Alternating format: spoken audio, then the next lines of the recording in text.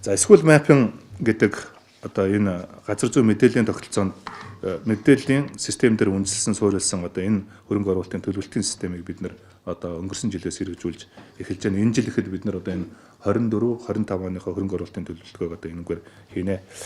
За энэ ямар учиртай одоо энэ хөрөнгө оруулалтын төлөвлөлт вэ гэхээр ер нь хаана хэдэн хүүхдийн сургууль хизээ хэрэгтэй вэ гэдэг энэ төлөвлөлтүүдийг бид нэр зөв хийнэ.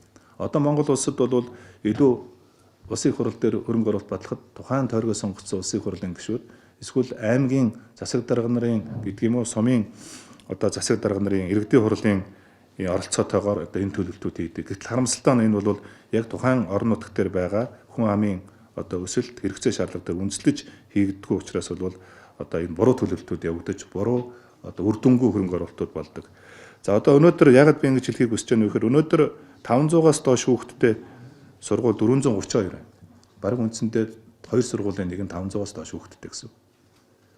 За тэгэхээр хөдөө орон нутагт нөгөө 330 сум дээр 12 жилийн тогтолцоотой сургуулиуд байна.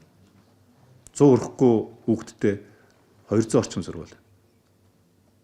За тэгэхээр цаашдаа бид нар ерөнхийдөө сургуулийн хэв шинжүүдийг өөрчлөё. Ер нь 330 сум дээр заавалчгүй одоо энэ ерөнхий боловсролын сургууль байх шаардлагагүйгээр баг дунд сургуулиуд байх. За ахлах сургуулиудыг одоо төрөлцсөн ахлах сургуулиуд, сон дундын ахлах сургуулиуд, дүүрэг дотор одоо бас ийм төрөлцсөн ахлах сургуулиудыг энэ байгуулах ийм шаардлага бас байна гэж харж байгаа. За 3 ээлжийн эрсдэлд орж байгаа Монгол Улсын хэмжээнд 34 сургууль байна.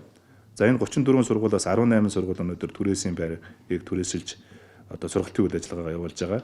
Цаашдаа бид нар ерөнхийдөө одоо энэ 3 ээлжийн сургуулийг аль болохоор 2 ээлжийн сургуульд оруулах хамгийн одоо богино хугацааны шийдэл бол энэ сургуулийн хэв шинжийг зөв тодорхойлж өөрчлөх ийм шийдэл байна гэж харж байгаа. Тэгэхээр энэ чиглэлээр бид нар энэ school mapping буюу одоо газар зүйн мэдээллийн систем дээр үндэслэн одоо энэ төлөвлөлтүүдийг бас хийгээд явна гэдгийг бас хэлье гэж бодож байна.